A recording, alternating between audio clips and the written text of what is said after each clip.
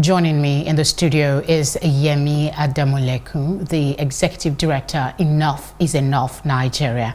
Thank you for joining us. Thank you for having me. One of the respondents in that report is looking up to God.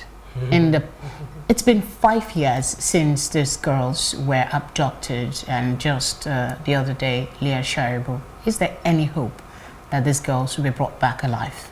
I mean, the presidency released a statement yesterday, just said on the Chibok girls that the president is still committed, but was a bit more specific on Leah Sharibu's case, basically saying that they were negotiating and that the terrorists are afraid of what might happen to them after they hand Leah over.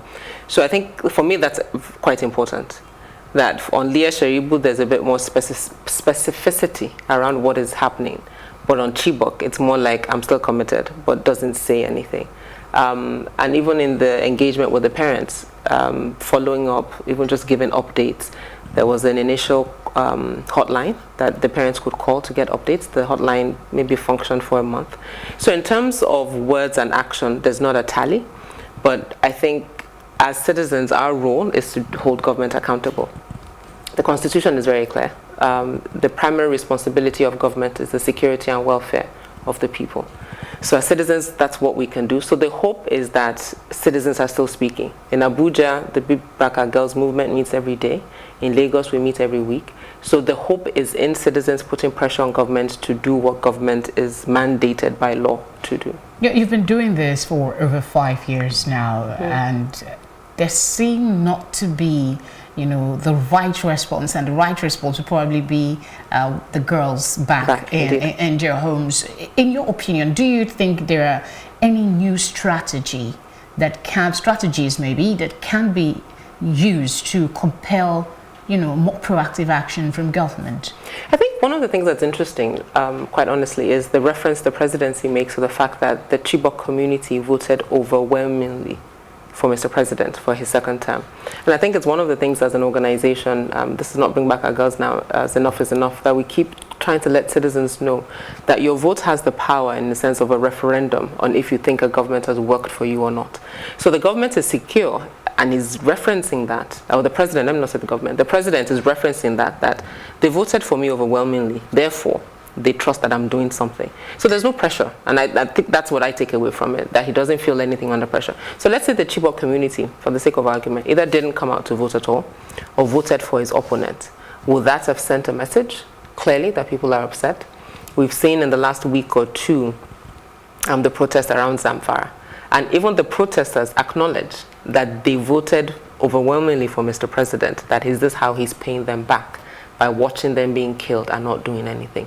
So I think as citizens, the pressure point really is consistently reminding government that you're in office to protect us and see to our welfare. And as citizens make that call more louder, I think government will be forced to create other strategies.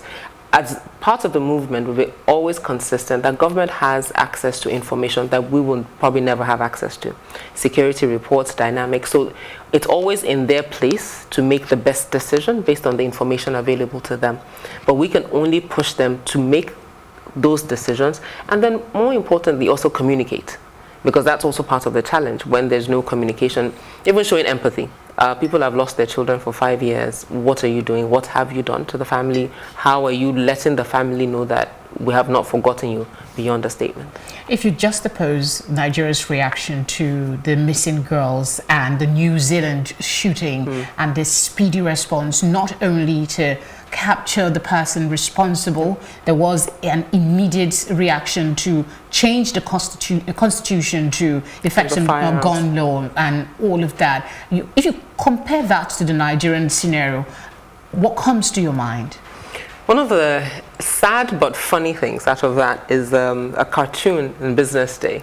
Mike Azuko did an excellent cartoon showing President Buhari as a student and the New Zealand Prime Minister as a teacher, taking him through steps when you have a disaster.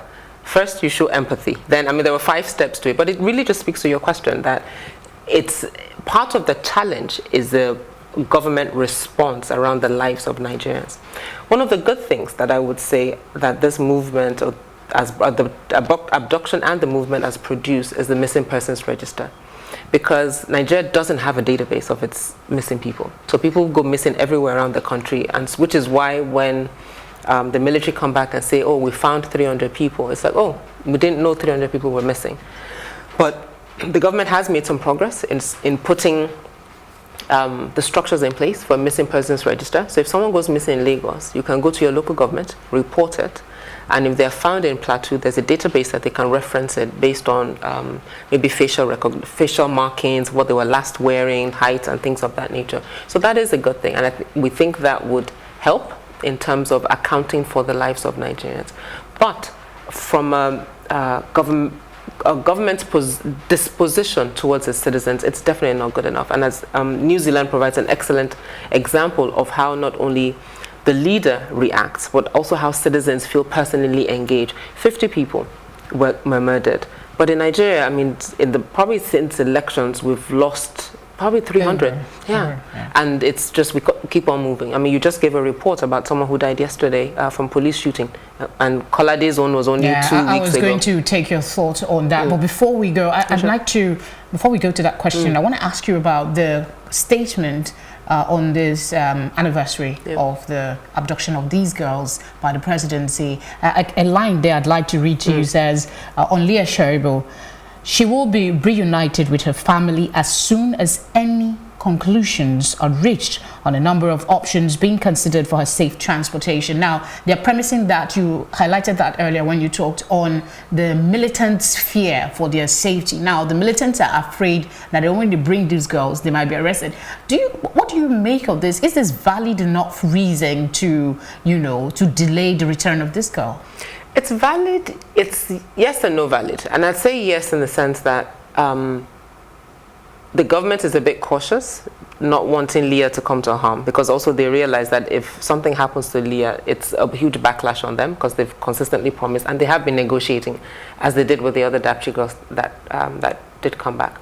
But it's also not, because it puts the militants in a position of strength, in sort of in a superior position, if I want to use that word. Yes, they have Leah, which puts them in a superior position, but what does it say about our government's sort of intelligence around where they are, what they're moving, how are we engaging with them?